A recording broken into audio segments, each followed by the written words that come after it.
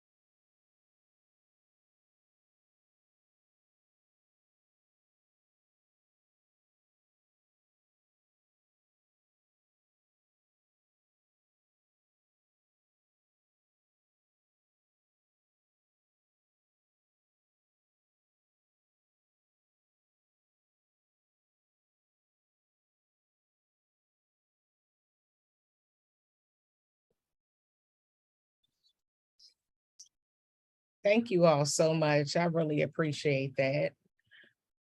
So now I will turn it on to our yoga specialist to assist us in centering before we get our event started. Thank you, Alicia, for having me here to provide guided meditation today. I just had a whole moment during that moment of silence, thinking about how proud each and every one of our ancestors are as they are looking down upon us, if that's what you believe. But we truly are our ancestors' wildest dreams. And I just had a moment. So I am Sation Conchella. I'm the owner of Grace Counseling and Wellness, a mental health agency in Burlington, serving North Carolina. I'm also a registered yoga teacher and meditation teacher, and I'm so happy to be here. So we'll start together today with one collective deep breath. So breathing in through the nose, exhaling with any sound. And take a second deep breath in through the nose. Exhale. And do one more of those breaths on your own. If you're comfortable and if it feels right, I invite you to close your eyes as we go through this meditation. If not, just find a soft gaze, something where you're not focusing, and allow yourself for just a moment to rest.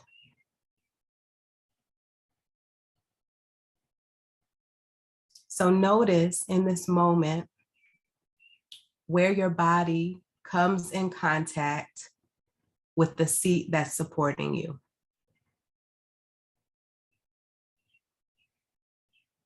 Find a comfortable seat, if that means shifting around a bit, placing feet flat on the floor, connecting to the ground beneath and the surface that supports you. Bring hands to whatever comfortable position, facing down on your knees or on your lap if you're in need of grounding this morning, facing up on your lap if you're in need of a little extra energy, open to receive. And so today's meditation, so appropriate for Juneteenth weekend, will focus on the supports that we already have and those that actually begin with us. So take a moment here to notice your breath, noticing the life force that enters your nostrils, that supports the systems and is necessary for the life that we live. Noticing the inhale, noticing the exhale. Maybe pausing here to offer gratitude for the breath. Someone did not have breath this morning, yet here we are, breathing in, breathing out, supported by the oxygen that flows through our system. Take a moment to roll your shoulders up, back, and down, releasing any tension that you're holding across the top of your shoulders. If that felt good, give it another one. Up, back, and down, releasing, releasing, releasing.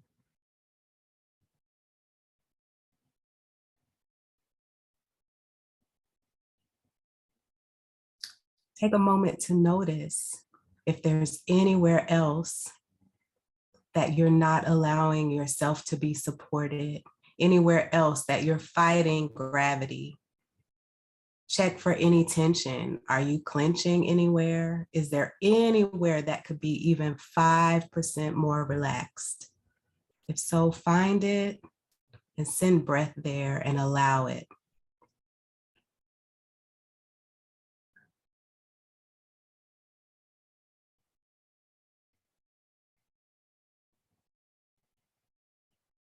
If it feels right, bring your right hand to your heart space and take a moment to notice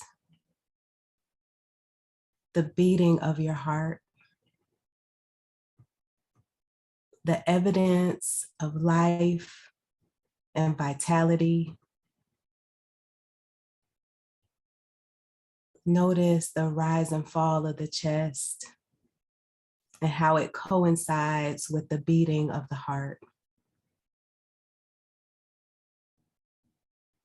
Breathing in, breathing out.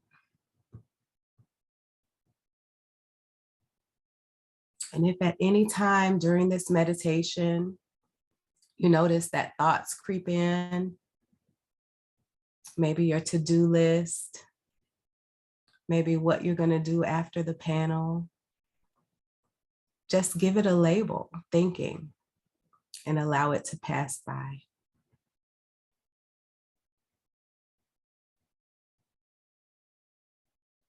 Now bring your left hand to cover your right hand.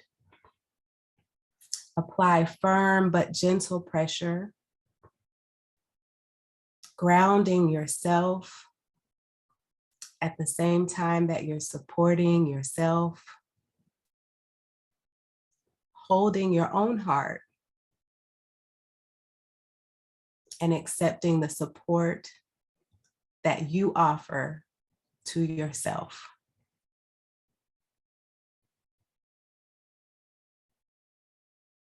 If it feels right, offer yourself a kind word here.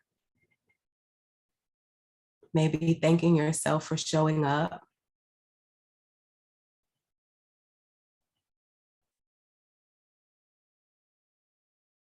Saying something nice that's the opposite of a thought you had yesterday.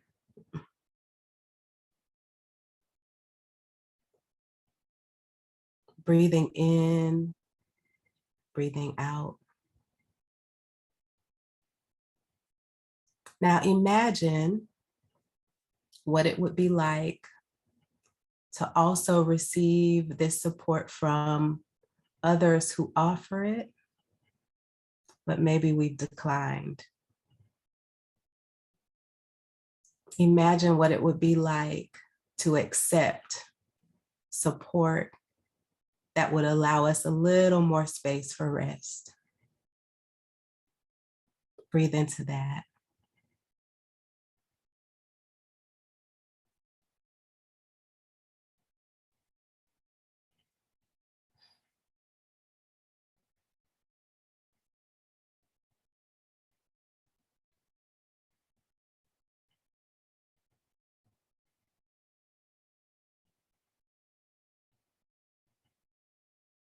Imagine yourself surrounded by people, resources, organizations that are here, ready, willing, and able to support.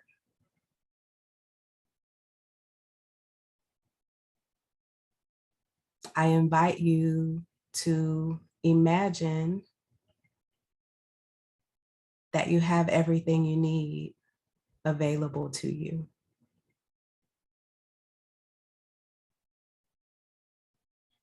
Embody that feeling. You have what you need.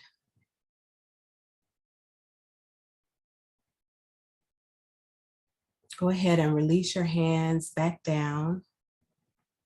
And I'm going to silence myself for the last few moments of our meditation. And if you find your mind getting off track, come back to the breath, come back to that first support of life. And I'll let you know when it's time to reconnect.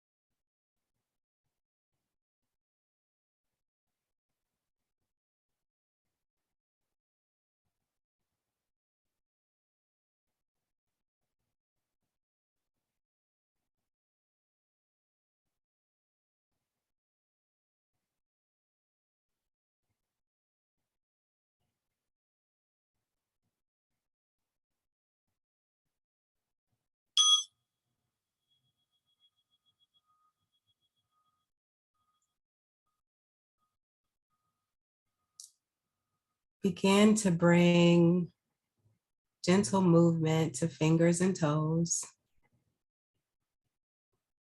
Slowly fluttering the eyes open. Taking a moment to notice your surroundings. Reconnect with the beautiful faces on the screen. Thank you so much for allowing me to share this meditation with you. I honor the work that you do, and I appreciate and honor the divinity in each of you. Thank you.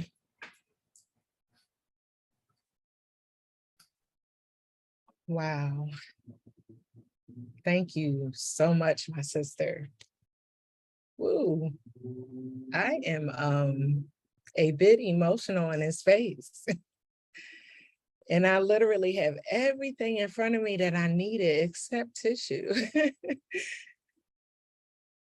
I won't explain all of my emotions, but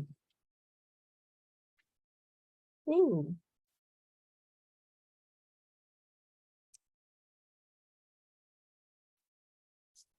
I will explain a few. The peace.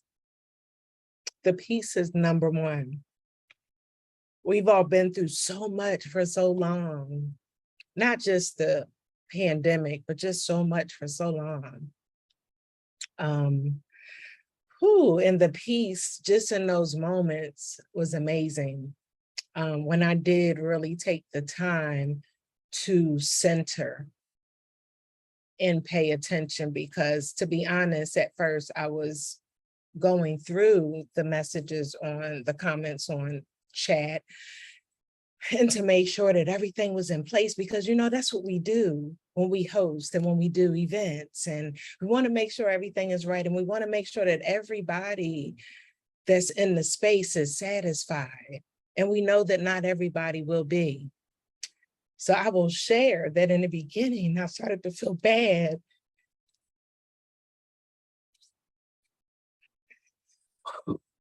I apologize. No, I don't. I don't apologize for my emotions, because in the beginning, when the idea came across to do this event, a lot of times when we select our titles,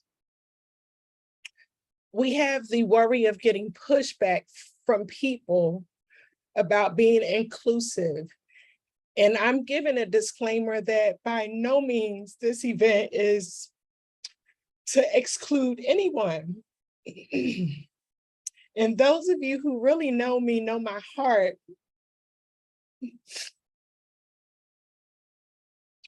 There is a time and space for everything and for everyone. And in this time on today, and in this space, and in the idea that was put on my heart and that has been put on my heart for 21 years, is cisgender women of color. There are times and spaces for other communities, and we will allow them, and we respect them. And I'm just asking everyone who is participating to be gracious and to be peaceful and to have respect and gratitude for the time and the space that we have today. Again, the intention is not to exclude anyone at all, any community at all. It is just taking time for this community today and in this time. We're all a unit, and we all belong together, and we're all in the same boat, rowing the same direction, trying to get to the same destination. So I just had to share that. I noticed in the chat on Facebook, our Latinx sisters, they're not here. An issue that I have in the state of North Carolina and the work that I do is having a little bit difficulty engaging, not because the Latinx community does not want to be engaged, because I am learning as a leader in North Carolina how to engage different communities as an ally. So I will apologize to our participants who are here that may not see faces that look like theirs, who may expect to have faces that look like theirs and their community members. This is the first of many conversations that's going to come about. And please know that we will have our Latinx sisters in the space. We have an event coming up next week that will represent our trans sisters, our trans community, our binary community. But I just really, my heart, because I am not a person to send out any negative energy, and my heart in that meditation space needed to share that and take the time to do that, because I was heavy. I was feeling heavy, and we always have to be apologetic about everything that we do. And I am not going to be apologetic about being a Black cisgender woman living with HIV and sharing this space with my Black sisters. Please hear my heart and know that it is not a heart of vindictiveness. I love you and thank you for allowing me to share that with you. And I hope that you understand. And I hope that in this time that you get some information that's going to help you in your leadership and within your community. So now that I am completely centered, I would like to welcome to the platform Dr. Yarneccia Dyson. Thank you. Thank you so much, Alicia. Thank you, Setion. Thank you, panelists. Thank you, everyone that's joining us virtually for this amazing and powerful discussion. I'm Dr. Yarneccia Dyson, and I'm the Associate Professor and Department Chair at the University of North Carolina at Greensboro. And for the social work department, for gerontology is included in our department as well. I'm still bringing myself together. That was amazing, guided meditation. I will be before you briefly because I want to be sure to provide time for our community experts to share their experiences. I have a brief slideshow just to frame our discussion for today. And once again, Alicia, thank you for this amazing opportunity to facilitate this discussion. Let's see here. Hold on. I'm getting it ready to share. Just a moment. All righty. I'm going to move this out the way. And so before I begin, I do want to acknowledge you, Alicia, for your hard work, your attention to these, these important issues, topics, the inclusion, as well as your passion for the work that we do.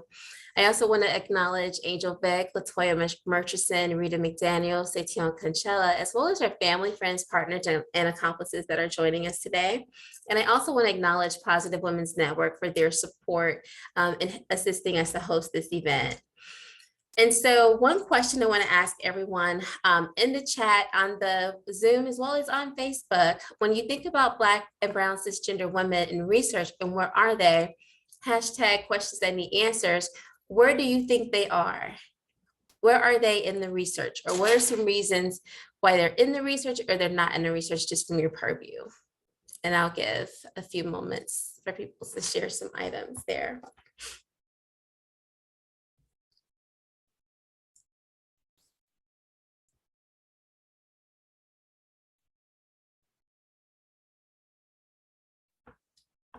There are different reasons, depending on our lived experiences, depending on our access and who we are. And so it will be interesting to see, where are they and how are they included? And so that's going to frame our discussion when we hear from our panelists.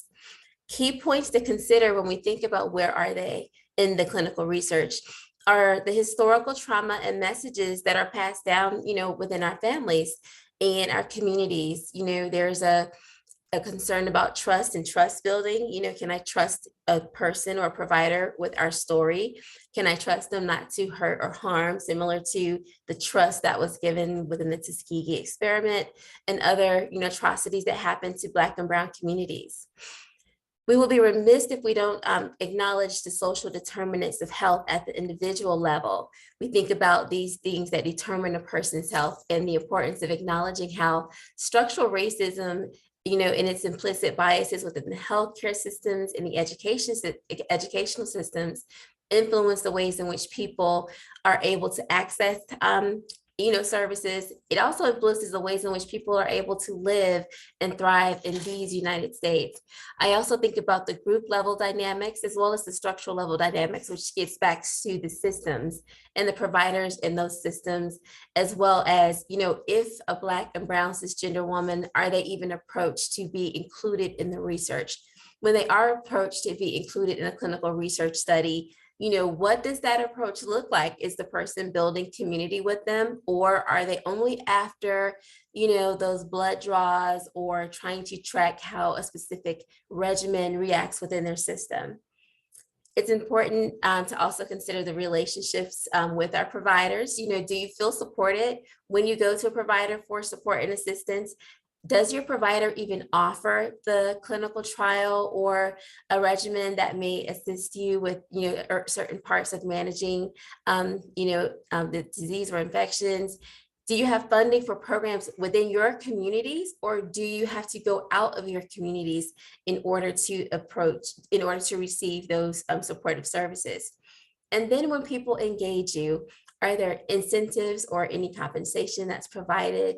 Are you offered transportation to and from, clinics or community-based organizations or universities? And is there an integrated approach, whereas everyone that you're connected to, from your doctors, your physical therapists, mental health therapists, are they all talking to each other as it relates to providing you with integrated and well-rounded care? And so other approaches to consider, and Alicia, I was so glad that you mentioned our Latinx sisters as well as our trans sisters, that there's not a cookie cutter approach when you are engaging Black and brown cisgender women, because there are, different cultural nuances and lived experiences depending on each target group. So it's important, of course, for anyone wanting to engage Black and brown women in clinical research trials, not to say, well, they're Black and brown, they all have the same lived experiences or the same issues, and so we're going to approach them the same way. But also understanding priority communities of focus. And depending on where you are, where you live, it will determine what's a priority community of focus for, that area. And so also this is where our friends and our allies and our accomplices, as well as our leaders, getting back to the structural level factors, that can influence the ways in which these trials are offered. Who has the opportunity to readily join a clinical trial versus who's not being told that they have the access to join a clinical trial? And do researchers and policymakers understand the benefits of including our voices as Black and brown cisgender women to this, to understanding, the research, as well as how programming is needed in order to assist? And also, how is equity, justice, inclusion, and access infused throughout every point of contact or reach for Black and brown cisgender women? Is it intentional, or do people have diversity statements, DEI statements saying that they center and prioritize DEI, but you truly don't get to see that? For those that have had these experiences, and I'm looking forward to hearing from our panelists, when you've been approached, have you felt included as a part of that process with the decision making? Did you feel like you belonged as a part of that process? How was the relationship with your provider? Did it matter that you were a mother or a grandmother? Did it matter that you wanted your partner to know and understand how this regimen may react within your systems? And so these are different points that I wanted to use to frame our discussion today with our panel. And so as I think about and ask for any final thoughts within the chat as well as on Facebook, as we lead into this discussion, what do you all think are reasons, and where are the Black and brown women as it relates to clinical research trials? And Alicia, I'll hand this over to you at this time. Thank you so much, Dr. Dyson. That was so good. And I'm glad that, you raised all of that, because it just brought me back to thinking, when I was approached, or should I say when research was first brought to my attention. I didn't know a whole lot about the history, the traumatic history as it pertains to Black and brown bodies. But what I did know was that I was like, no, I'm not participating in research so that you can do this and do that to me. And that was my thought process in the very beginning until I started to, just take the time to get more information and to do some reading and to ask questions. And then when I realized that, yes, those things happened and they were bad. But we are in a new time where we have a lot more power and we can ask a whole lot more questions. So in asking those questions, I got a lot of answers. And after getting the answers that I got, it just sparked my interest. You know what? I'm a partner in this. And if it is not, nothing can go forth in science without me. It just can't. The advancements cannot go forth without me. So here I am. And if it means taking one for the team, as I would say, then I'm gonna take one for the team. So that was my thought process. What a wonderful day. What a wonderful day.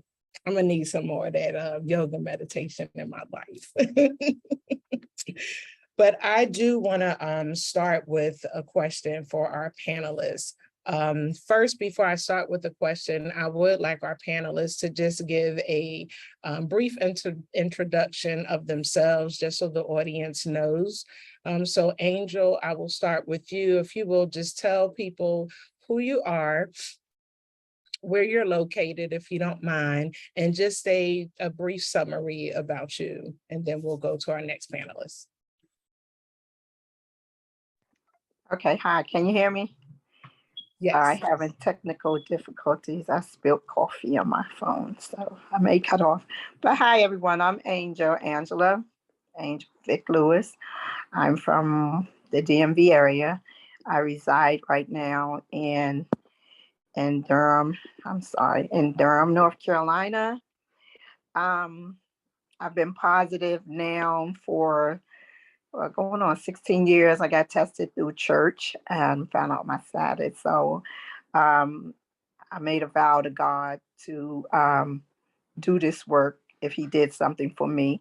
And I've been down here just doing this, that, and the other. I'm not good at titles, so I can't tell you what I've done or who I've done with. So I'm not going to start naming one and forget the other.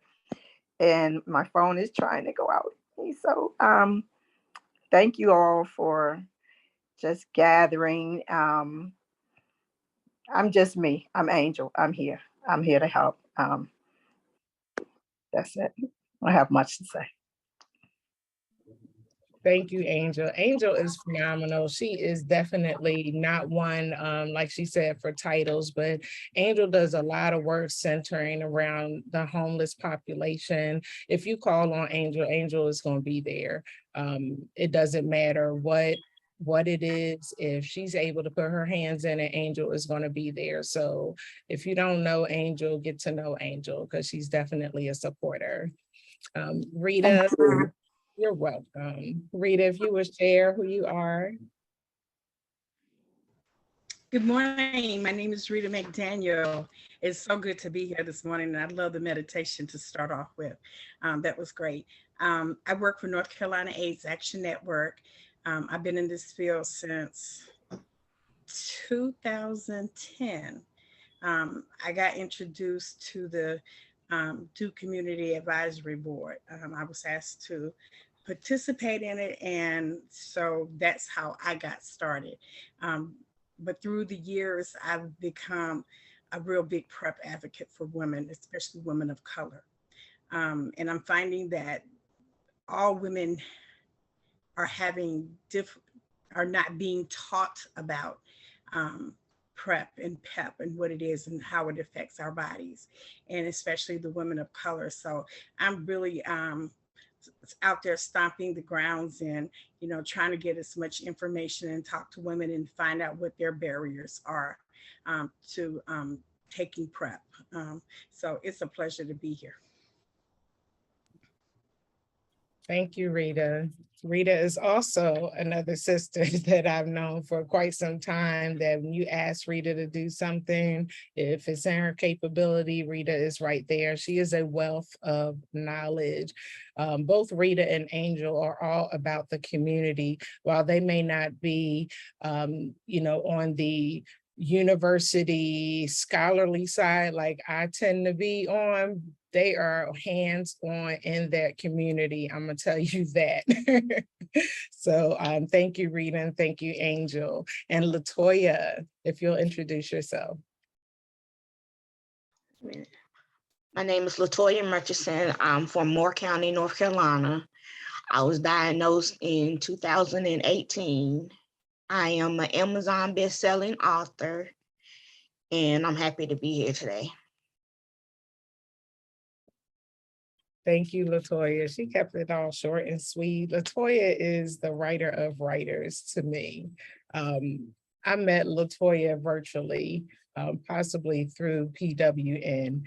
And when I tell you, every time I go to LaToya's page, she's got a new book out.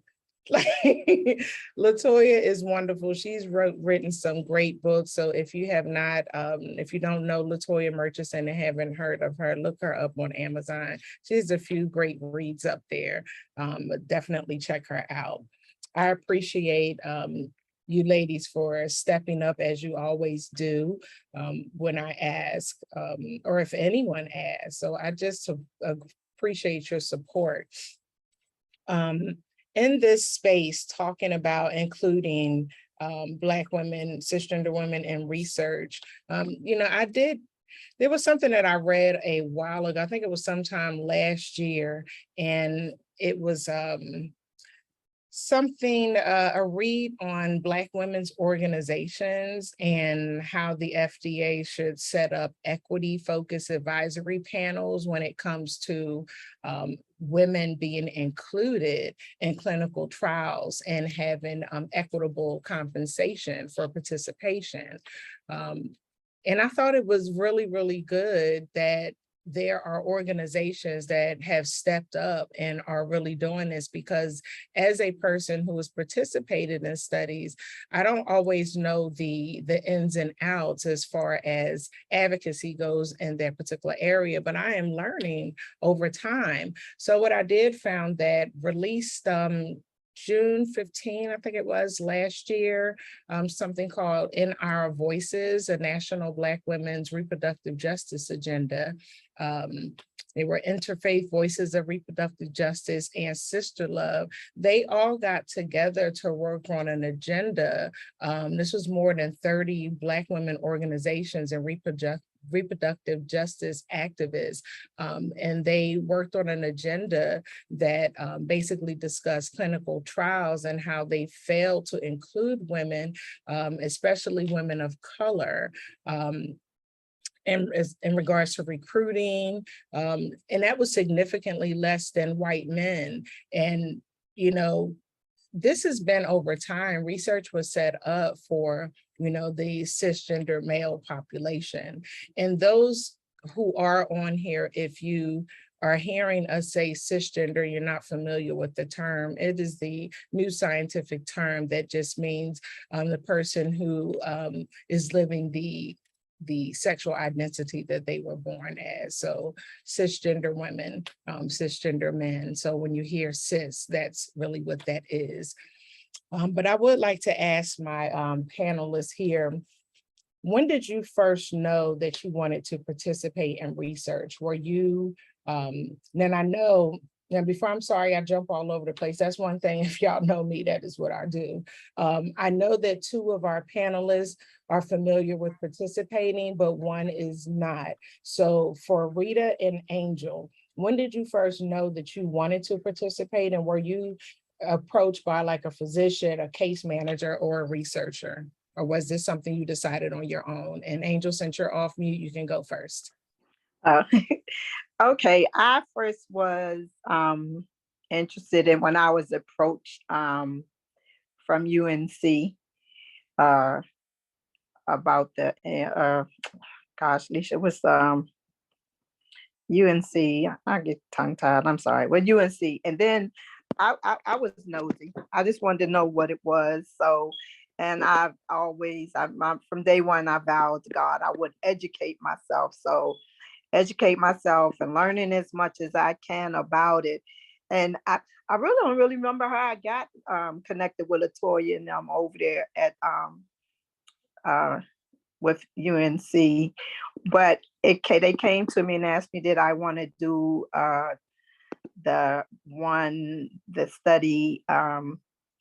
Get the name for me, Lisa, because you know I'm gonna mess the name up. You don't have to mention names. It's okay because it's okay. Well, I did a study, and you know I was nervous at first. So what I did, I asked.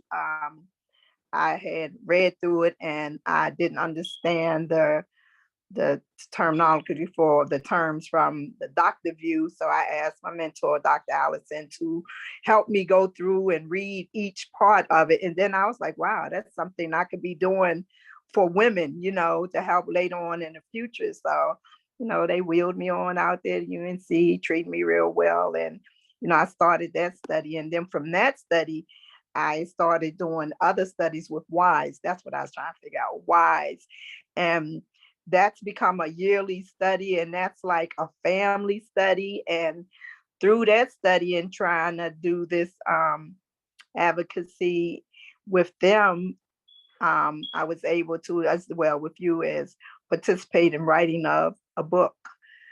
So it's really rewarding and very educational, especially to share with everyone that's still stigmatized by HIV and AIDS in 2022. So I'm gonna learn it. I'm gonna share it. It's up to you to listen. It's up to you not, you know. Can't say you never were informed like today. And thank you for letting me share. Thank you, Angel. And Rita, if you would answer the same question, when did you know that you wanted to participate, and were you approached by a physician or researcher or anyone, or did you just make that decision on your own? I'm just gonna keep it real with you. When I first started finding out about clinical trials, I was an active drug user. So the only thing that I heard when they mentioned clinical trials was the compensation part. After I became clean, my doctor approached me and said that he had this really good clinical trial that he wanted me to participate in. And I got to thinking about how could I learn enough to share with the people that I knew who were HIV positive. And so,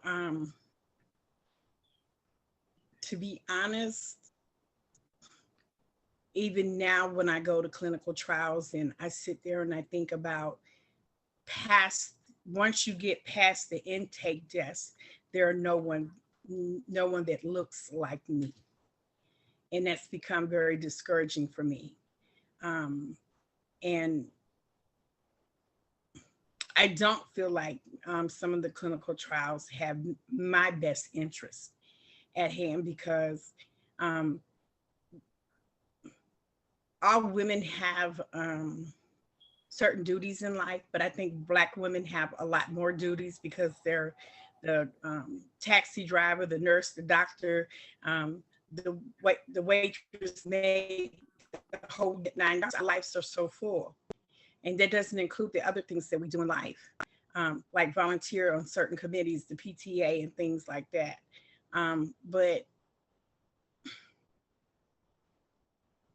But now that I'm into clinical trials, like I said, one of the things that still bothers me a lot is there no one that looks like me on the clinical side of it, doing the investigations and things of that nature.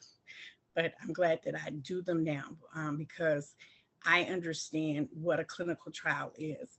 I like being a part of UNC CareCat because of I recently got to visit their lab and I got to learn a lot. And so it was like from the beginning of the clinical trial and the things that they go through. So, yeah.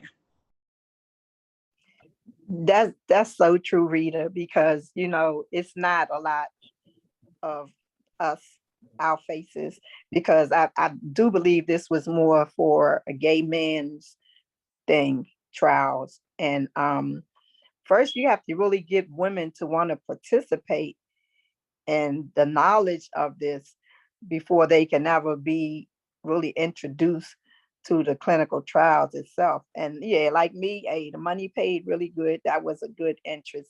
But then learning about it, like when we sat in that meeting last week with the researchers and the doctors, and like I turned around and looked at you, I was like, dang, we're the only ones in here like us.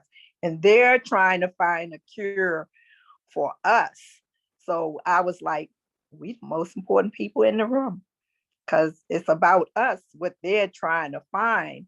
But they're starting the trials off, which you explained to me, with the mice first. And then what's the other reptile? I forget, I do.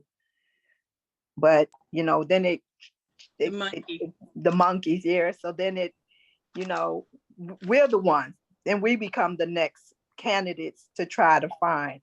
And it's really rewarding, but it's really educational too, because this is like history. We're part of history going to be made somewhere down along the line, and generations to come after that. It'll be like, yeah, Angie and Rita, they were part of this clinical trial, and they helped these women who were once scared to know their status or whatever because of stigmatization, because of HIV and AIDS. That was contribute to what was 30 years ago, what is not now in 2022. And if people would just educate themselves, read, and hey, it's just a walk in the park. You know what I'm saying? You're doing this for you. So once a person gets through not worrying about what somebody thinks about them, because I'm like, how you gonna worry about what somebody thinks about you, and it's your life that you're trying to save? So, they're in a nutshell, we're making history. Thank you. Absolutely. And I appreciate the authenticity in this conversation. Rita, thank you for being transparent. Because, while I personally don't have a history of drug abuse, but when I saw the compensation, I was like, oh yeah, because at the time in my life, I wasn't living from paycheck to paycheck. I was just trying to live. That living from paycheck to paycheck, that I was like below that. So that additional funding from me was like, okay, well now, I can either put some gas in my car, or I can get some food for the kids to eat. It was so many, economical reasons. And, I was like, you know what?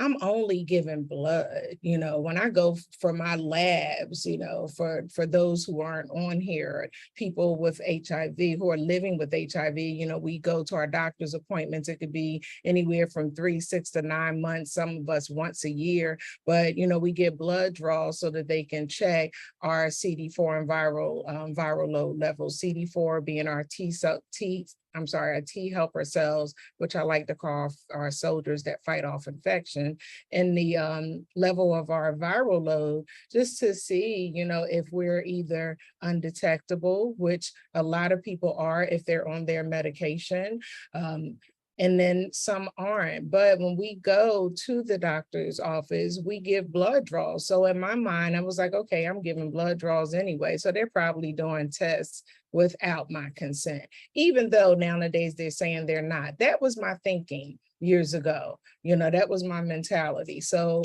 with that, I was like, well, you know what? If I can complete a form that's, saying that it's keeping my information confidential, and I'm helping someone, and you're going to give me a couple dollars for it, absolutely, I'm going to do it. And that's how it was in the beginning for me.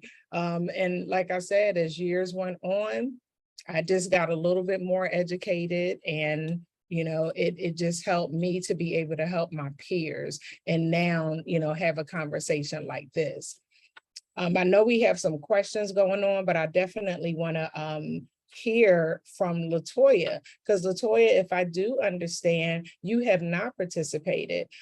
So my question to you is, being a participating in research, has that been a question that you had in your head? Has it been any thought at all? Or is this something that maybe you would do had you had more information?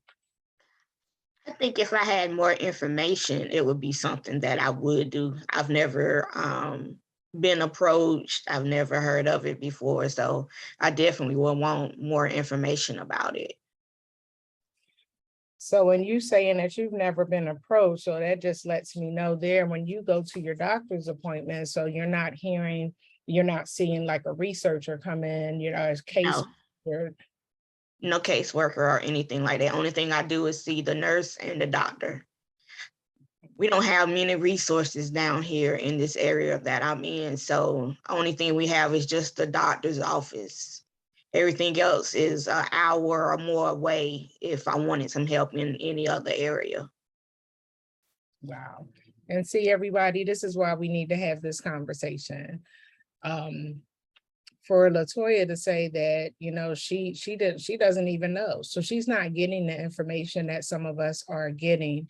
Angel, Rita, and myself, we live in an area where we have easy access, if you will. We're connected to universities who are research universities, Duke University, UNC Chapel Hill, and other surrounding hospitals who do research, who make research available to us, but not everybody is getting it. We're a small area. So we're talking, they're considered in the triangle. I'm more connected to what we call the triad. I'm like halfway between. So when you all, being as though you're not in North Carolina, when you hear those things, I am more like a Greensboro, Winston-Salem, High Point type area. Rita Angel is more of the Durham, Raleigh area, Wake County, if you will, Orange County, areas like that, Durham County.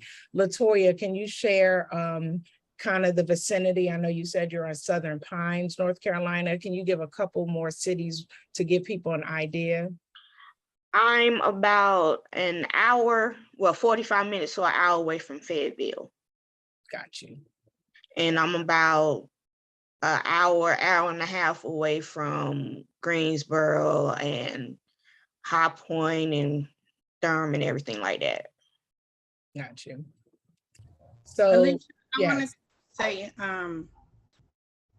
another thing about how we hear about clinical trials, even though we live in the area that there are so many clinical trials, but most of the time, if I'm not approached by my doctor or someone in the doctor's office, in my past, the only way that I found out about clinical trials was because someone went before me and they were like, hey girl, this clinical trial is going on. You could participate in it and make X amount of money. So that's the other thing. If you don't know anyone that has participated in a clinical trial, then a lot of times you don't know about the clinical trials. And so I think that's what's happening. There's not enough information being widely exposed to that there are clinical trials out. I know that they have websites out now that you can go in and dial clinical trials and find out what clinical trials are in your area. But in the past, when I was first starting to do clinical trials, I didn't have that luxury of being able to go to a computer and type in clinical trials and find out what's in my area. So, and I think a lot of women have problems with that, because if they don't know that there's a certain clinical trial that's geared to them, not unless they know a person that went before them, they probably would not know about it. That's right, Rita. I'm sorry, Alicia. That's right, Rita. I'm chiming in on that because it depends on your doctor too, how close of a relationship you have with your doctor and the other staff when you go to your appointments, and then just other people in general that are connected to this to HIV research for women, especially Black cisgender women. Like my doctor, Dr. Barbara Johnson, she's not, you know, she's recently moved now, but she kept me abreast on so many different venues to, you know, to keep the wide in my knowledge of HIV and AIDS, period. You know, she saw in me that I teacher mode. I wanted to learn and share, and, you know, because this disease should not be still going on right now with all of these new tech things that we have to end the stigmatization. But the thing that really keeps it going is people with the stigmatization of HIV and AIDS surrounding it. And yeah, the doctors, and then they put information on the boards in there. And it's just really who you connect yourself with and stay connected with.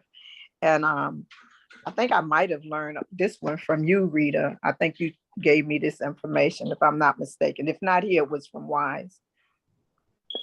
And also there's a lot of favoritism at the doctor's office and hospitals too, where they know certain people have done certain trials. And so they've given, when the next trial comes up, they'll tell them about it before, instead of it being a widely exposed conversation to everyone. Wow. Well, I guess sort of kind of like that is because everybody doesn't want to really participate in things like that. So I guess they kind of confront the ones who they know is not going to be confrontational or has too many questions. They just go ahead and get it done and do it. And like you and I, you do it and then you pass on the information. So it trickles down. It doesn't have to trickle down from inside the medical field, but on the person that is living with the HIV or AIDS. And, you know, we're looking out for each other. Like, not only is it you're going to get paid, that's how, you know, that's how you get, let's keep them 100. You mentioned, hey, look, you're going to get about $200, bam. Okay, what do I do? You know, and then on top of the ones who really want to get educated about what it is, like, I'm interested in it. I can't pronounce all these words, all these meanings. And I tell these doctors and scientists all the time, break it down in the language, Ebonics preferably, so I can share it with the community and the people outside. So if I come to them with this, oh, I'm about to go to this about this word, and it only means open the door. Come on. Exactly. I appreciate both of you raising that. I'm gonna go back to Rita, you saying not enough information, and LaToya. Like LaToya, when I first spoke to you a while back, to hear the distance that you are from access and the little bit of access that you had, it wowed me. I'm originally from Philadelphia, Pennsylvania, though I have been in North Carolina for many, many years. My journey with HIV in hospitals and research and everything started here in North Carolina, but I did have a misconception that so many people had access, and I was completely wrong, especially when I started hearing it. You know, my sisters and stuff were they just did not have access, and not only did there was no access, but there's no transportation to get there. And then even if you did have transportation, throwing in what Angel said, and they compensate you, the language, the lingo, while some of us may have gone to school and like I'm quick on the draw with pulling something up so I can find out the meaning or I find out how it's spelled or whatever, but that may not be true for the next person. So if it means, like Angel said, open the door, just say that. Just say that to people.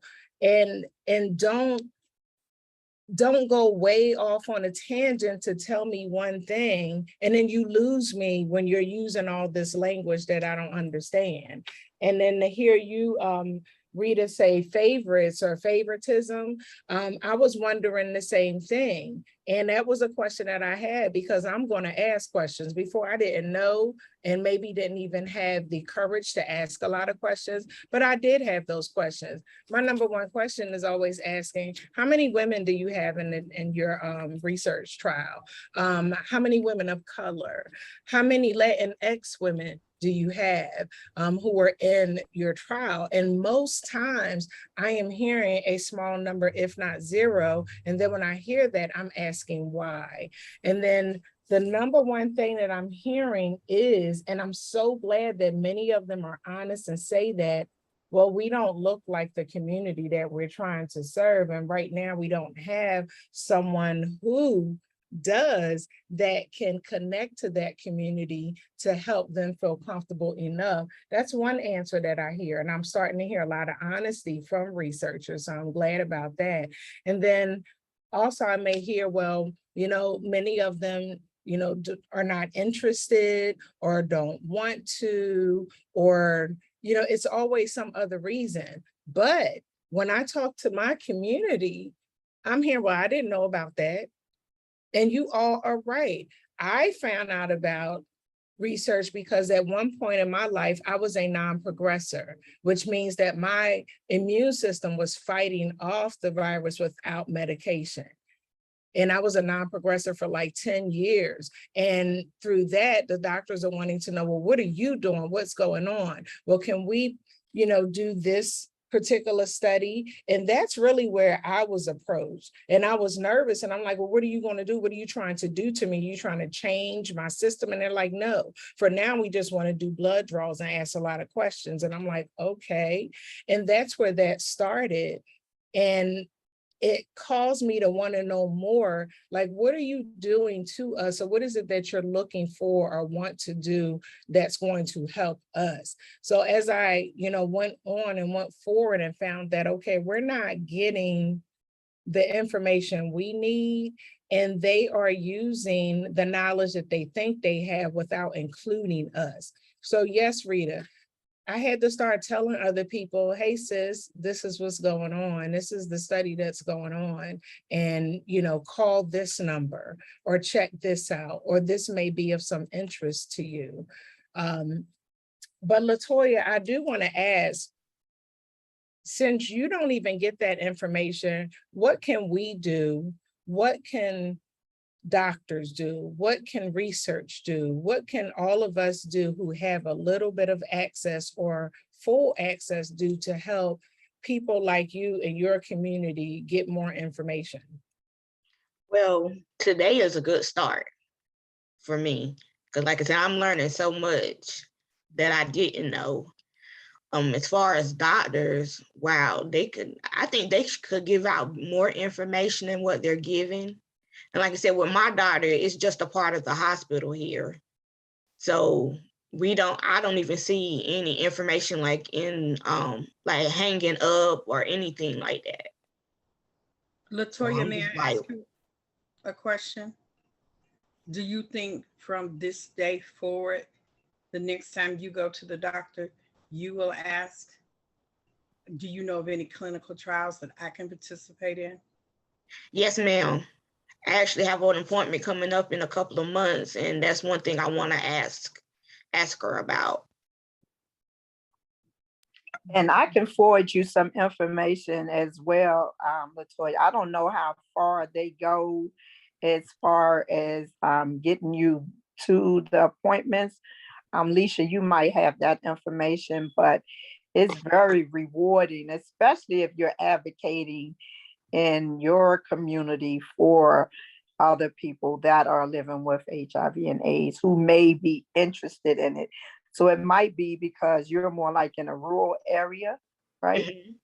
And that's where we're trying to target the rural areas to go through and bring this information, because first is transportation, and then it's education, and then those are two great barriers from people to try to get into these clinical trials, or to just add more to not just living with HIV and AIDS, but living and understanding and sharing and, you know, killing the stigma of everything. So I guess I really believe with your book, you'll have a book out on it real soon once you get the proper and the 100% of education. And that's something that we would need, definitely would need that from your brilliance of writing books and, you know, the information that we can provide with you for to put in the book about the education, especially living in rural areas,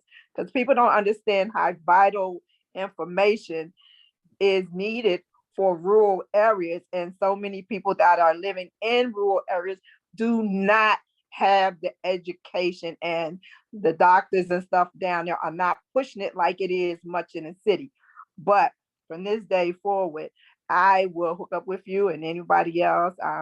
Doing this with FCC now, we going through rural areas, bringing the education to the churches, bringing the education to the people down south, because you don't know if you're not exposed to the information. And we got to all come together if this is what we want to do and figure out a way, sisterhood, how we can do this and it could be conquered. Now I'm looking forward to speaking with you after this. Yes. I look forward to speaking to you too. Thank you, all three of y'all, for mentioning all of those points. First, I want to share with everyone that though you hear us speaking on HIV in this space, that's our experience right now.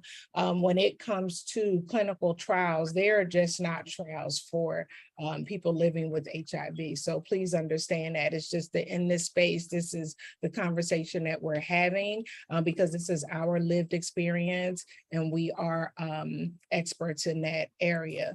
I also want to bring to light, which was added in the chat here, mentioned in the chat, when it comes to participating in trials, it's not just sign up and you're in.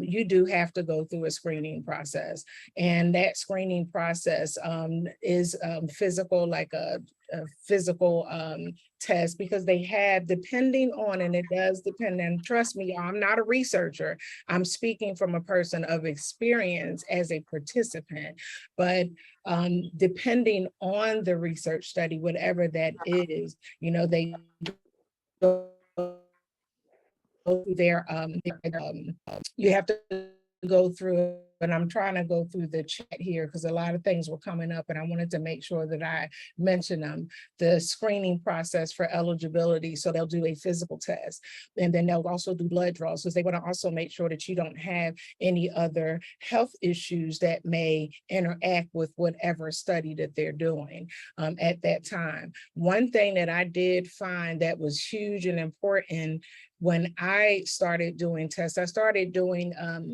large blood draws that include a procedure called a leukapheresis. And it's similar to dialysis, where you're basically laying on a very comfortable bed. They have a needle on both arms where they're, you know, extracting blood cells from one arm, but returning everything in, and they're getting whatever products they need. It's not causing you any harm or anything. Only thing you're doing is losing time. You're just laying there for a few hours, but you get compensated pretty well for it. With that, the issue that I have and what I've heard from researchers is our body makeup is a whole lot different than males, of course. Our veins are a lot smaller. So when it comes to very large blood draws with a procedure like that, the size needle is too big for our veins, which means blown veins. So that disqualifies you.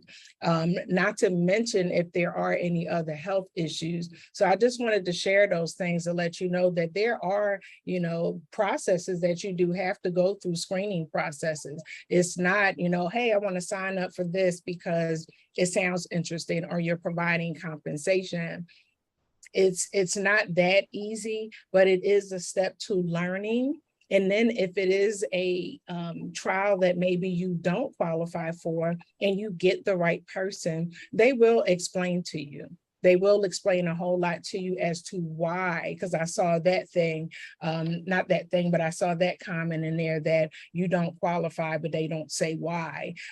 Well, in my experience, and really it has nothing to do with the fact that they know me and I participate, it's because I ask a lot of questions. I want to daggone know, like, well, why doesn't this person of this age or this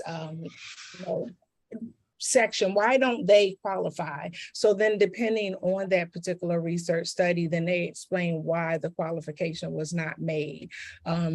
Also, another thing that I'd like to add, just to ease everyone's mind, is our researchers are becoming new researchers. And what I mean by that, researchers who are more open-minded, researchers who are more unbiased, researchers who are more inclusive, researchers who have a lot more knowledge about the communities that are trying to be reached, researchers that are looking just like us, be it Latinx, be it cisgender woman, be it transgender woman, be it transgender male. So I know it to those who are not a part of this world, research world, as I like to call it, please know that those things are advancing. I work for the Centers for AIDS Research, so this is how I know some of these things. Everything that I'm saying in this space is Alicia's ideas and has nothing to do with them. So I just wanted to throw that disclaimer out as well. But I just want to reassure my community family that things are changing, even though they don't seem like it. Alicia, a few more things that may disqualify you. By me being a large woman, I've been disqualified for clinical trials because they said my BMI is too high.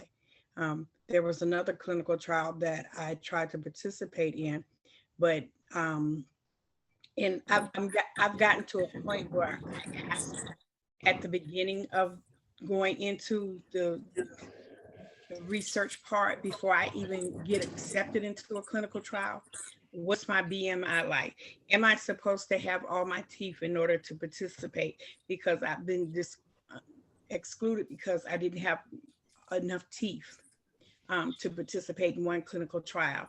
And so there are a lot of things that will exclude you from the clinical trial. And as a matter of fact, several years ago, I was participating in a clinical trial with the Asthma, Airway, and Allergy Clinic. But the medication that they wanted to use, they didn't want to test it on persons living with HIV. I fought it. And I fought hard. I said, because these are the people that need it because they have respiratory problems and stuff.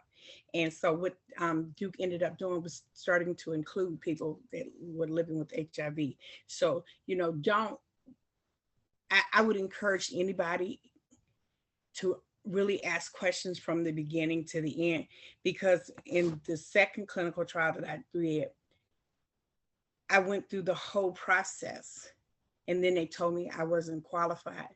So the next clinical trial, I said, I have this, this, and this wrong.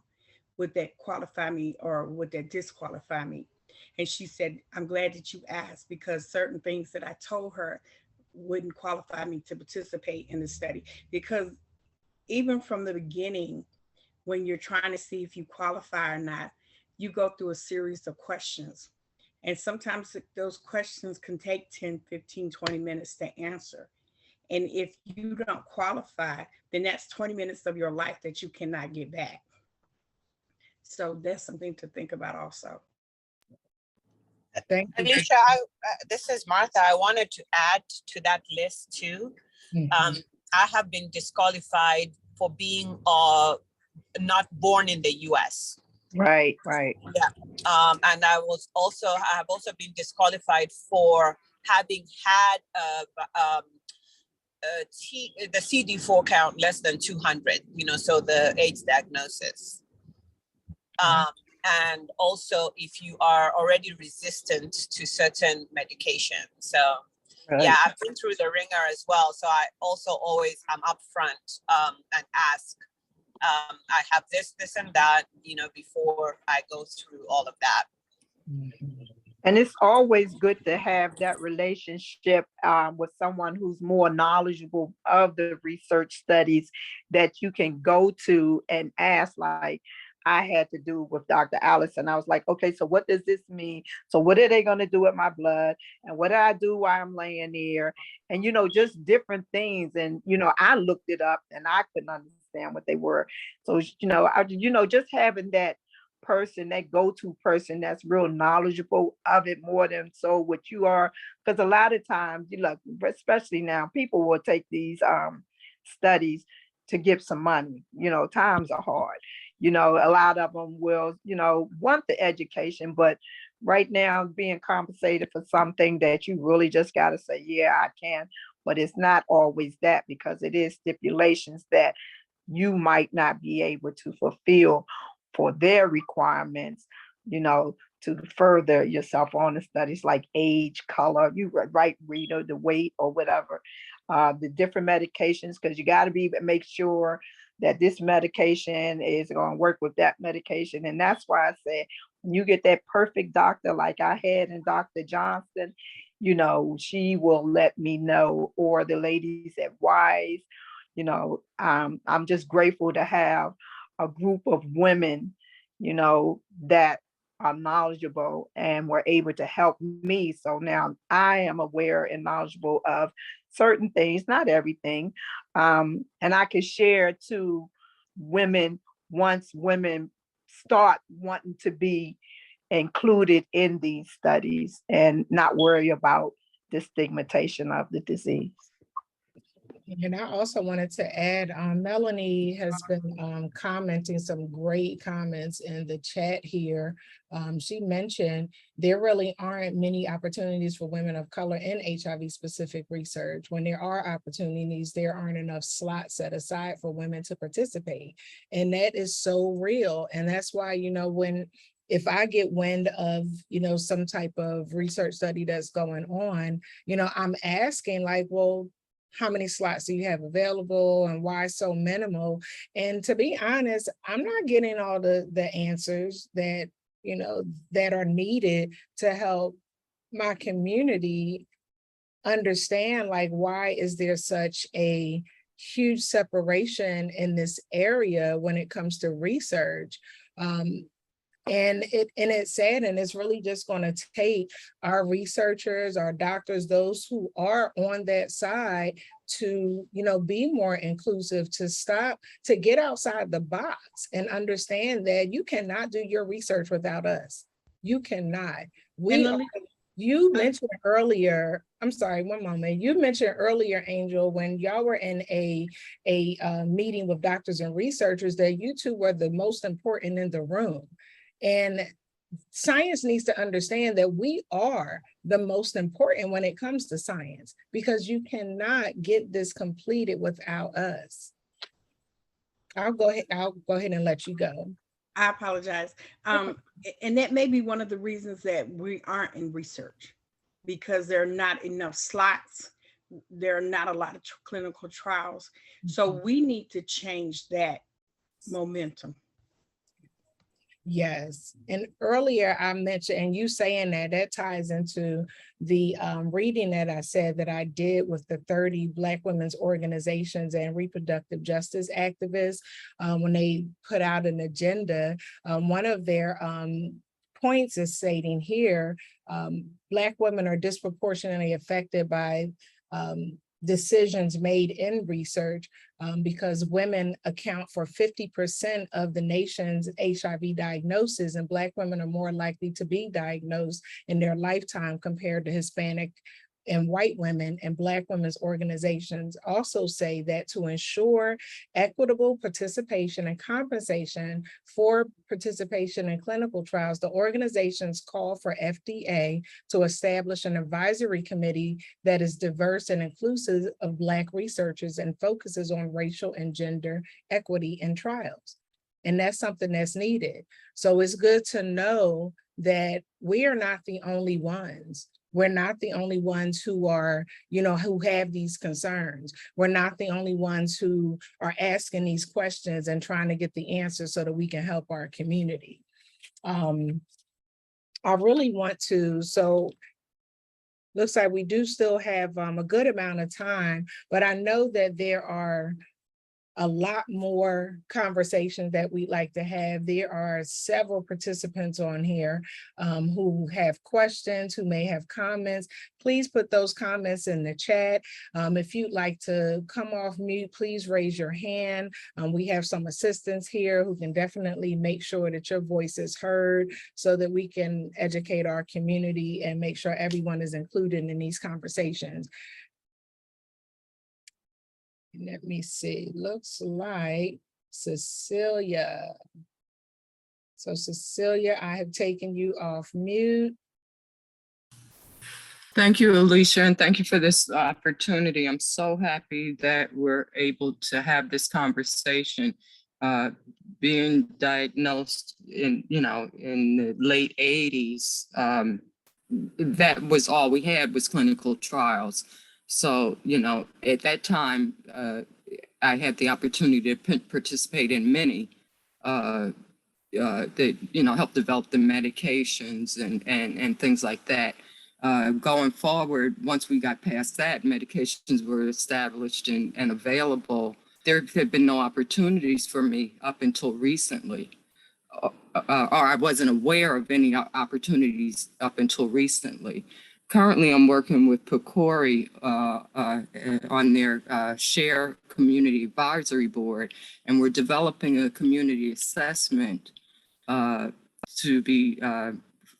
find out what the actual needs are for people living and aging with HIV. And once that assessment is completed, I'll have the opportunity to offer 10 individuals the assessment so that we can request science studies in those areas that the assessment reflects interest in. Thank you, Alicia. Thank you, Cecilia, so much. I appreciate you. Any information that you have, Cecilia, that you can drop in the chat, please definitely do so we can share it with everyone. Melanie says, even though I'm interested in participating in research, I don't stop learning and don't stop trying. Age requirements need to be expanded. Yes, that's what we're talking about with the Max Wise cohort, which is a study for both men and women. We are aging with HIV more. Research needs to be done to determine biomarkers, yes, to help those women who are coming behind us. Melanie does work with CFAR, which is Centers for AIDS Research, and new researchers that have them look into doing HIV research for women. Thank you so much for that, Melanie. Yes, like I mentioned earlier, there are new, as we call them, young investigators who are coming in, who are on that same page, like Melanie talked about, making sure that research is done, including persons aging, living with HIV, and not just with HIV, just people aging who need to be included. And how do you continue to include persons who are aging 50 and older, to include them as well, because they are living, we are living longer. And like I said, the new investigators, they are, younger, they're more open, and many of them are starting to look like us. So you're not seeing the older white men who were there in the very beginning. Let me see here. So Melanie has also put in the chat, for those who are on social media, the SHARE Advisory Board, Survivors of HIV Advocating for Research Engagement. So I'm going to go on ahead and add that on social media as well. LaToya. So my question, and Angel kind of raised it a little bit now that you're hearing more of this information.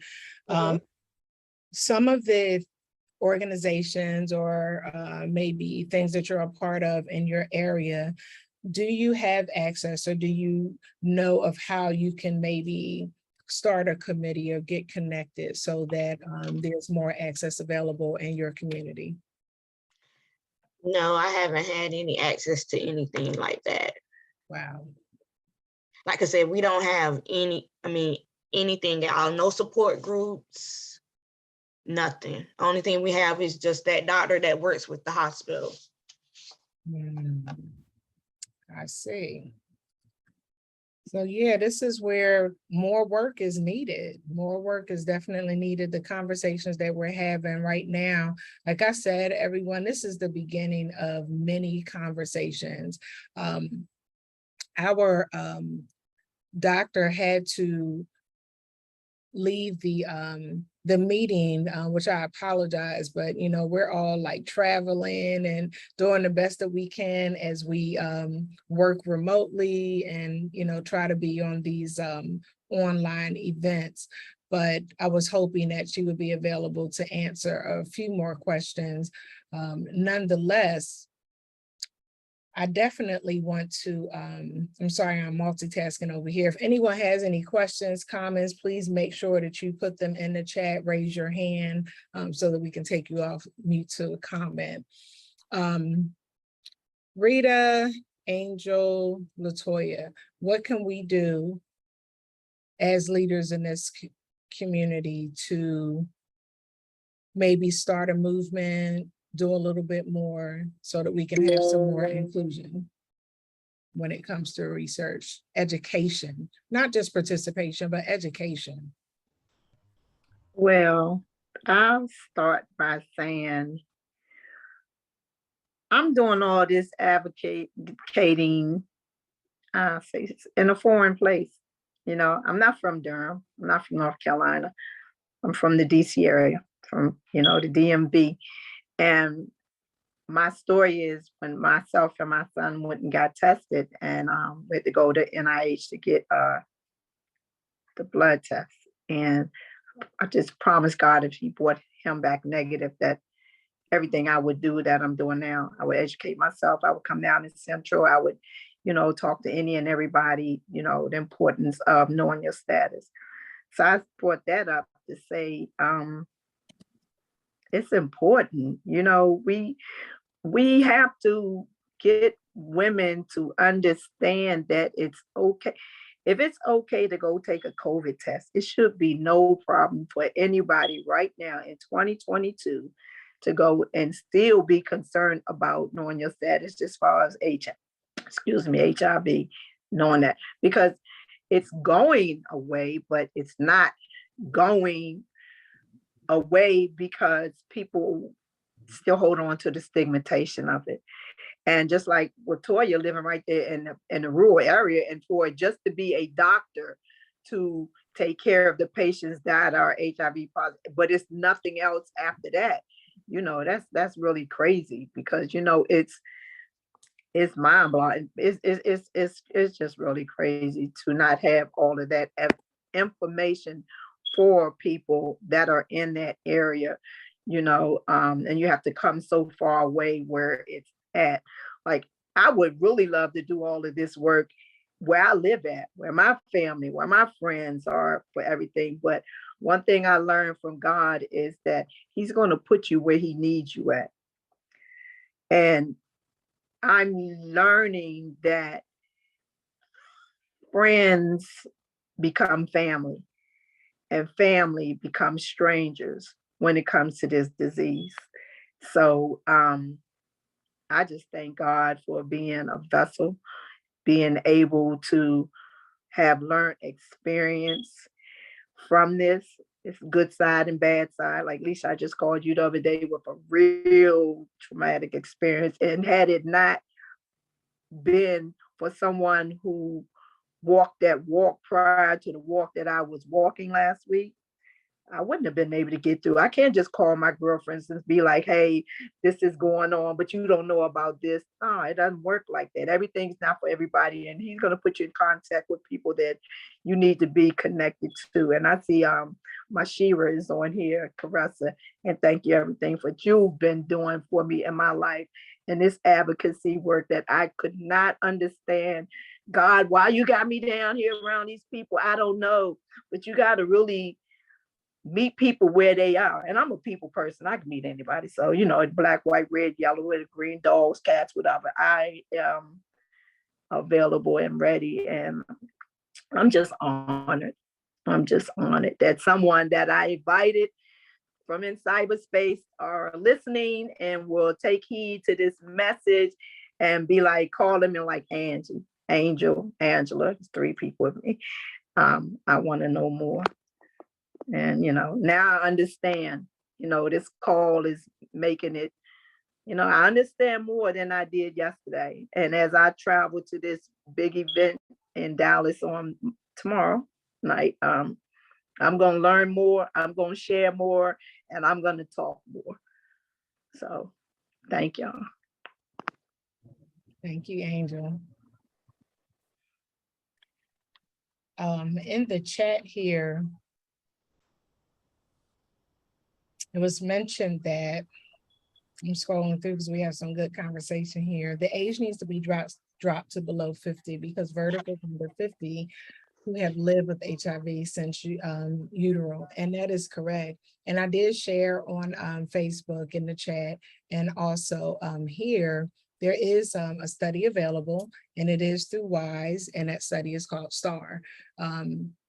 Now, I didn't bring those persons on. Like I said, this is the first of many more conversations. This is the beginning, but STAR is called the Study of Treatment and Reproductive Outcomes in Women. This particular clinical research, it actually focuses around improving the health of young women living with HIV. So there are new studies that have come out, or new cohorts, should I say, that have come out. STAR program is actually available in Atlanta, Georgia, Birmingham, Alabama, Jackson, Mississippi, Chapel Hill, North Carolina, Miami, Florida, and Washington, D.C. It is a new cohort, but again, it is focusing on women who are in younger ages, who are also in birthing ages. So there's a lot of changes that are taking place, advances that are taking place, and I'm glad to know that. And this change is going to take place with us continuing to have these conversations, to speak up, to add our input, to add our suggestions, to create CABs, community advisory boards, to have these meetings that will let them know we are here and we want to be here. It's not enough to give us a couple of dollars or a gift card and say, we need your participation. Those things are fine, but you need to think about economics when you're sitting down having these conversations with your grant funds and your research. You're going to need bodies. You're going to need persons, and those persons are us. And we're not just numbers. We're not just files to put away. We are actually partners. We are partners in the research. We are partners in the movement, and we actually demand to be treated as such. So when you're sitting down, doing your budget, think about that. Don't invite people to participate in research and say, well, we'll give them $100 for a research study that you've gotten thousands and thousands of dollars for. Really think about people's time and our input and the changes being made because of us. Yes, you may have gone to school and you've gotten hours and the degrees and all of that, and that's great. I've gotten degrees as well. But for those who are interested in participating and those who are participating, change cannot be made without us. If it wasn't for the shoulders that I stand on now, I am blessed to be able to take one pill a day. I can't speak to my sisters and brothers in the movement, my persons in the movement, my family in the movement who have the experience of the 30 and 40 pills a day. Because by the time I came into the movement, I was able to get one pill, which helps me to stay undetectable. And with that is because of people like us. If it wasn't for us participating as team members. So we are team members in research. I just had to say that. Courtney, one of my wonderful, wonderful research sisters in the movement, has indicated here in the chat There are 2 opportunities for community members to participate in a Community Clinician Advisory Board member for National Institutes of Health, NIH, sponsored study at the East Carolina University College of Nursing. The focus specifically is on developing messaging to encouraging women living with HIV in the South to engage in care and take their medications. So please feel free to contact Courtney. She put her email here. They're also recruiting participants for anyone interested. I'm going to also add this on the Facebook chat. So here in our Zoom land, there is great conversation and comments that are going on in the chat here. So I'm multitasking to put that in there.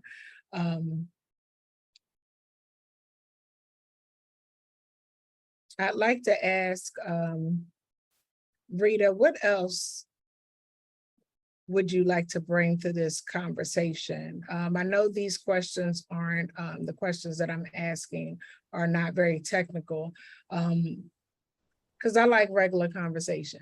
When I get on Zooms, everyone, I take Zooms to psych myself out of Zoom fatigue. I have it in my mind that we're sitting at a table having a conversation. It could have been easy for me to write down a whole bunch of questions, ask these questions one after another, and then make it sound all robotic. And I did not want to do that. I wanted us to talk. So because I know that the women who are on this platform and our participants are wonderful, wonderful leaders, powerhouses, I just really wanted to share space and education and information and things of that sort. So Rita, share some of the work that you're doing that can help change the movement that we have going on. Wow, that's a big question. I know. As I don't know if too many people know this, but Duke is now getting ready to start a new CAP, and which I'm a part of, and that's going to be really great. And some of the things that I've learned here today, I will be bringing that to the CAP to talk about women in research and how we can get them more involved. LaToya, my heart goes out to you. I just want to ban a lot of these women on this Zoom and come down there to where you are and to help you get started with what you needed and have been missing for so many years. I think, like Angela said earlier, that once you learn this stuff, you'll have several more books to add under your belt. This is some of the type of stuff that I think we need to take to the legislators. We need more research done with women in HIV. There's millions and millions of dollars given to MSMs. And so some of this money needs to come back to the community of women, especially women of color, since the rate of HIV infections within us has climbed so high and is continuing to climb. And I'm pretty sure in the next 2 years, when we get the data from these last 2 years of COVID, we're going to see numbers that will probably blow our minds. We need to figure out a way how to get more information out to women when clinical trials come up. Whether it's Zoom, whether it's a flyer, whether it's a phone call, we need to band together. And we need to make sure that the compensation that we give is compared to our living wages now. They need to go up on the compensation that they're giving, because gas is high, food is high, everything's going up. So I thank you. Thank you for raising that, Rita, because it's real. It's real. In the reading that I was doing, from the reproductive justice organizations, is indicated that when we talk about reproductive justice and when we talk about, clinical trials and including Black women and women of color and just, cisgender women, period, it can only be achieved when there is fair and equitable science. And while things are changing, it's like changing at the speed of a sloth. And if any of you all know what a sloth is, I think they're the cutest thing. Some people think they're weird looking, but they move like so slow. I think they're slower than turtles are. And those jokers move so slow, and that is how things seem to be going. But even though the advancements are moving slow in our favor, we are going to continue to fight. We are going to continue to speak up in order for us to achieve the goals that we are trying to achieve. As advocates have put out, that there's a call for the medical and research communities to engage trusted community-based organizations and cultural brokers who can help educate people on the risk and benefits of clinical trials and recruiting participants from specific populations. Like I mentioned a little earlier, the hesitancy or the reluctancy when it comes to, the past historical treatment that our ancestors received. Well, a lot of education needs to be put out. I saw earlier in the chat on Facebook, like there's no time. We don't have time enough to have relationship with our physicians because they are limited on time to be with us. They come in, they run out. If you aren't familiar with your physician and they're not familiar with you, it's really like they come in real quick, ask you a couple questions and they go out. Unless you're a person like me, you want to spend time. I don't care if they tell you that, you only got 10 minutes or 15 minutes to be in this room. If I need 20 minutes with you, you're going to spend 20 minutes with me. I don't say that to them, but I take that time. I don't ask them for it. I'm not asking for it because you work for me. So I literally take that time. I ask the questions that I need to ask. I get the information that I need to get so that, so that I can share that with, other people. I'm making sure that, they don't try to get out the room. And I know that they know that I know that they have a limited amount of time, but out of respect for me, they're not going to rush me off. And they're not going to talk to me as they slowly try to go to the door. They sit there and they stay engaged. And yes, unfortunately, it does cause the next person, the next patient that's waiting to be, it's just a little late. It caused them to be a little late to the next person. But I'm telling y'all, if we all do that, we can get time and we can get relationship. That's just something that I personally do, but I do feel like, making sure that those who are in those particular fields, the doctors, the scientists, the researchers, that, they definitely start listening to us, that they make space available for us. We are the subject matter experts. We are the subject matter experts, and you're doing your research on a subject where we are the experts on, but you won't include us. And then if you do include us, you limitate a lot of those inclusions, be it through age, be it through gender, be it through, color, be it through location. To hear that you're not included because you weren't born in the United States, what kind of foolishness is that? What kind of foolishness is that? It just makes no sense. So, they have to do better. It's not what we have to do, because we asked each other the questions, well, what else can we do to get education out? What else can we do? All the responsibility is always put on us.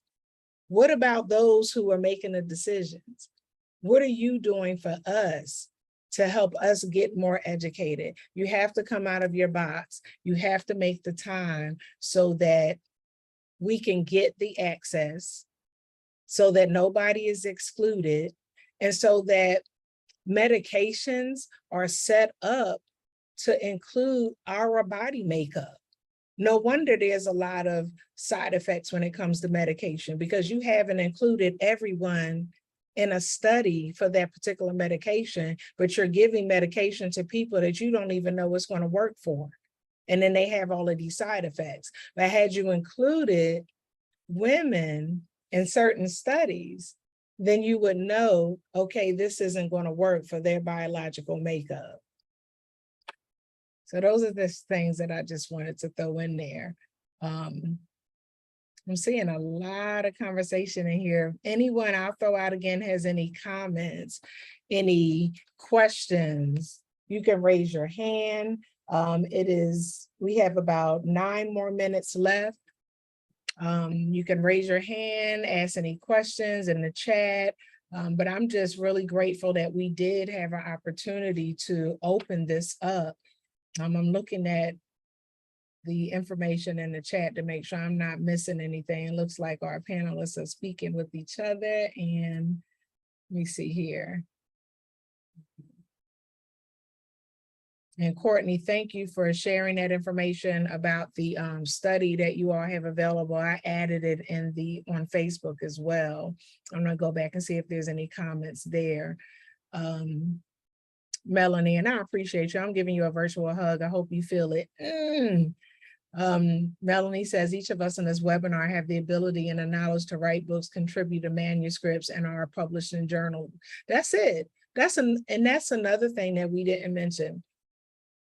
Many of us, or some of us, participate in community advisory boards and, other organizations or programs or what have you. And we're connected to some of these scientists who are, doing manuscripts and all of that. And they're asking for our input. And that's fine. And we're happy to provide that input because we want you to get it right. But what we also want you to do is we also want you to acknowledge that you got that information from us. So it's nothing wrong with adding on there Melanie Reese, SME, subject matter expert, Angel Vick, Rita McDaniel, LaToya Murchison, Alicia Diggs. Anybody who was participating, make sure that you acknowledge, because again, you can't do this work without us. And as Melanie mentioned, and Melanie, we got to get you on the platform. We know you like to get Yes. content. Women as we age have the most co-occurring chronic conditions because for so many years we took medications that did not include women in the trials. Exactly. And we talk about those side effects and stuff, that a lot has to do with not including women in those trials. You created these medications, you didn't include everyone, and you didn't know how those medications were going to affect our bodies. And now people have pre-existing conditions. They have more issues going on because of those medications. Antoinette, I believe that is you. Yes, it's me. So when y'all having this conversation, I always think about, for me, in my experiences of being somebody who was born with HIV, how there is very little to no research around like the effects of the medication that we've been taking since birth has had on our bodies, our bone density, like where it's at now. I know so many people who question like the effects HIV has had on our mental and our brains and things like that. Like there's just so much that is lacking. And I've always wondered how do I start these conversations with physicians? Because where they're at is of course like, well, we can do it now, but it's not, like I want the research from day one. Like I want to know the effects from day one. I don't want to know the effects from like where I'm at now. So that's just something that's been like pressing to me. And like, how do I have that conversation with folks and with my providers in a way that they, and then how would I also communicate to them, like, I need this information back, you know, like I own this and I want it back. And then sometimes I hear like, oh, well, that's not something that is funded right now, you know, so that's why we haven't done that research. And it's like, why not? This is a community of people who have living with HIV, and we question a lot what has happened in our lives. So that's just. Thanks for sharing, because that's something that to think of, people that are born with this disease, you know, you had no choice of anything of it, you know, you were born with it. And then at a young age, wanting to, because you seem relatively young, so I would give you 30 and under, but to want to know and what category, because you're in a whole different category, you know, because you were born with this disease and you've lived through it. I have a added bonus niece that at 6, I think she said 16, she contracted HIV. She's lives in DC, and she had a baby like 5-6 years ago. And it's a lot of information now with young women that are born positive, that became positive, that want to join different groups that fit them, that category, but it's hard to find. And I hope and I pray that you'll find that person to connect with, or that group outside of what we're speaking on, people that were born. And I don't remember the young lady, the little girl that was born with it. She's a great advocate. I'm not good with names of Alzheimer's kicking in, but if you could reach out with her, you know, that's a start. That's the only person I know. And I can let you reach out with Erica, and Erica could, you know, y'all could exchange notes out, you know, being young and positive, you know, because I'm old. So yeah, that's her name, Hadina. So you're gonna get it. You're gonna get it.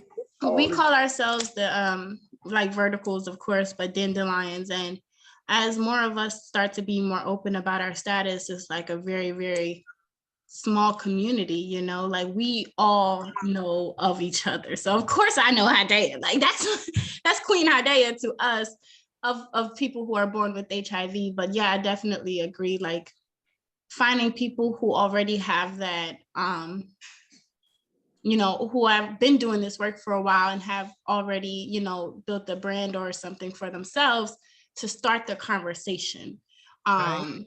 I think that's really awesome. So yeah, and get over the stigma. Get over the Yes. stigma of it. Don't stigmatize yourself. That's not nothing to the, you were chosen. God has chosen each and every one of us participating in this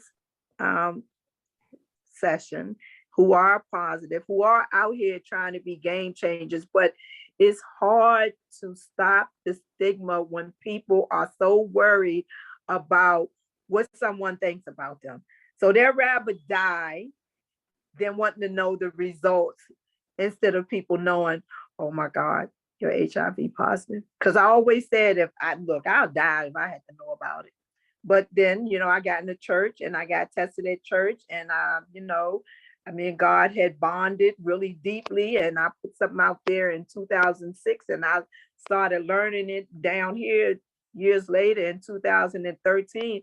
And it's not what you know, it's who you know that really helped you. You know, everything is not for everybody, and everybody can't help you with everything.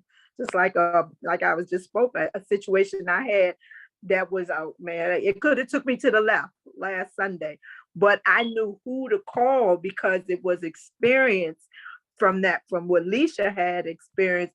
And I can learn more from that than from calling my girlfriend or a sister and say like XYZ happened and get their input on it, but not the input on it from what the topic was, HIV. So kudos to you. You got this. Thank you all so much. I appreciate that. I wish we could talk more in You know what, this, as a matter of fact, I did not write down a call to action, but a call to action just came to me, a call to action for everyone, regardless to what spectrum you're on. A call to action number one is we're gonna have a part two conversation about this, but the title will change, of course.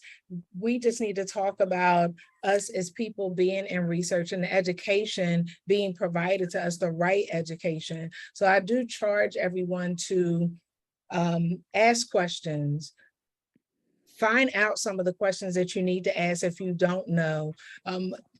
A lot of us have my chart or, you know, access to logging on to, you know, whatever your doctor's office is to ask questions, schedule appointments and all of that. But I just charge everyone to start asking a lot of questions, ask questions of your peers if you don't know, but make sure that you get what it is you need to to get the education you need and the comfortability. I thank you, LaToya. I know you have to go. I thank you, Angel, Rita, for being here. I love you all so much. I really appreciate y'all. We're gonna continue to have talks like this. I thank you for all the participants on social media, all those who are in Zoom. Wow, it was a game changer for me, just to hear everyone's perspective.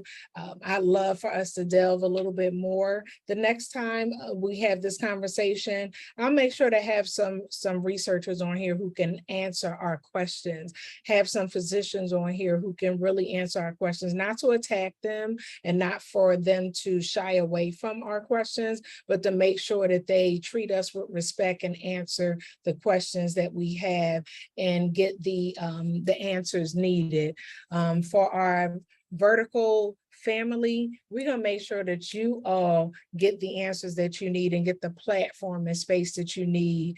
I can't imagine for me to say 21 years and some of you are like 30 and 31 or 35 or what have you. I don't know where the millennial age stops anymore, but to have dealt with this all of your life, this is your life. Like I have a mole on my face that's been there all of my life, and HIV has been a part of your life all of your life. And to not have the answers that you need, we need to make that happen. So I can go on and on, but I thank each and every panelist. I thank each and every participant. I thank you, PWN, so much for being here. I wanted someone from the staff to do a closing remark, but you don't have to, because I think we did really, really good. Thank you all so much. It's after 12. I want everyone to make sure you get lunch, stay hydrated, do something for yourself. Do something for yourself. If you don't have the money, it don't take money. If anything, wrap your arms around yourself and squeeze tight and hug yourself. And just know that that hug is from me. That hug is from your higher being, God, whomever you call. And happy Juneteenth to everyone. Thank you all so much. I love y'all, and y'all have a wonderful, wonderful weekend. Take care.